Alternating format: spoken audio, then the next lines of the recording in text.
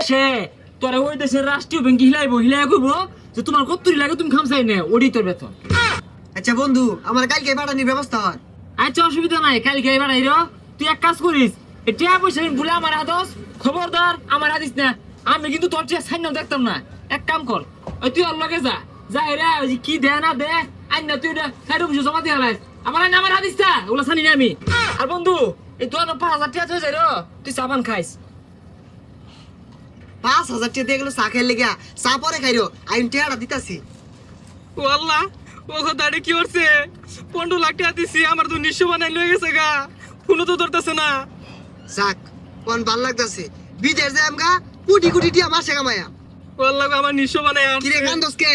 আর কইস না, হাসমতালি আছে না, ওই আমার 15 লাখ টাকা মাইরা লয়ে গেছে গা। কি কস? বিদেশ যাই লাগে তো কত না, আমি 15 লাখ টাকা দিলাম। ওই একটু আগে সব টাকা তো মাইরা লয়ে গেছে গা, একবার